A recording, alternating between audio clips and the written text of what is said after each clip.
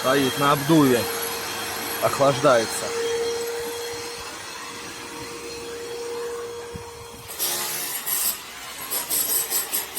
Вот так вот денежки зарабатываются.